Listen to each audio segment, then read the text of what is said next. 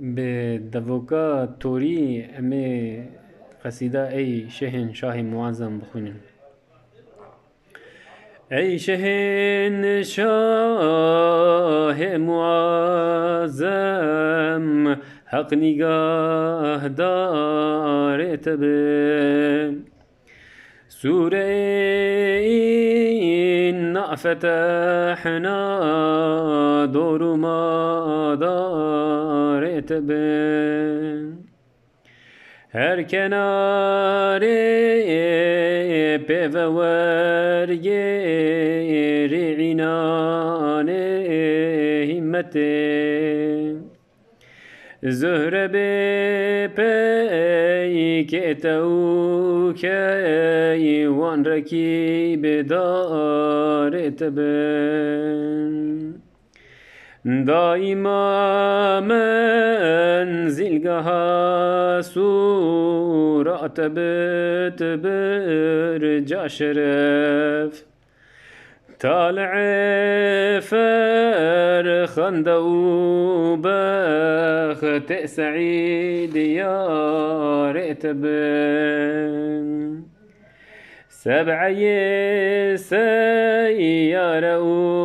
ونه چرخ سرگردان بفیم گردشو دور عجب در خدمتو کارت بم ماهی تابا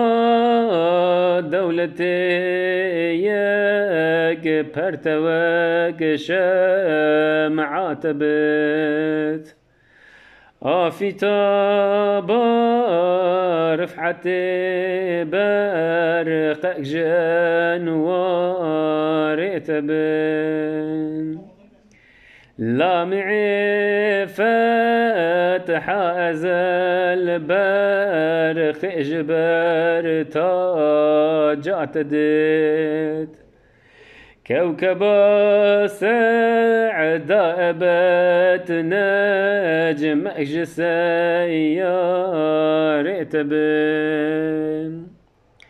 برق سبوحك إشراق السد جان عند دت او کو کشفا دل دکت رمز اسرارت بن راية فتح جناس راتك منشور بو شاسوار فر سبحاني لم دارت بن نيتني تبرئز كردستان لبر حكمت بن سدوكي شاه خراسان ادفر وارت بن گرچه در عیق الامرابی هات تخت سلطنت پادشاه هفت اقلیمان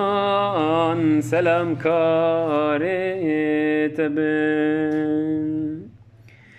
چی منا سلطانی یک لال یک باغت بد گلشن خاقانی خارج گلزارت بد اجعم تی مكرم سركشي كد شبه شام برسرتي غئت مقتول مكارت بن شاهی باز چندی پروازی به بالا بتورد دیدنه تو راتبت او سیدشون قارئت بت شاه پر هی بعد درت لبسه دیدیم ساعة غفلت خياب كرد بربار تبن هر سر دولت هبت دي هر دنف بندات بت هر کس عاقل بتنده هر دو چو کارت بت ادویت آزاده بت ده چهونر لطفات بت هرچه ستغناد دل بر منتو بارت بن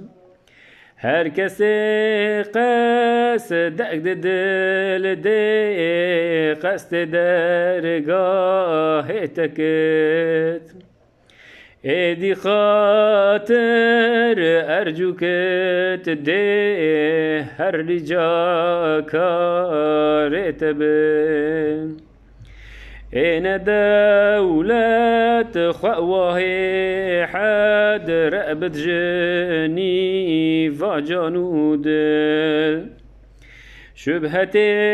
أهل شقاوات قحر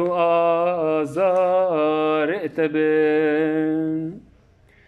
ما بإيشو نؤشو شاهي أو فدي عمر تبت چندکی سالک مجدت بئتو بزار تبن هر کسی نش جان دعا گو سنا خوان تبت گرتی خیت و آمان جنوبار تبن مدرك علم دميري شميك واسفاتهات ورنقي عالم بشان قدر مقدار تبن قصد دا خواز عمل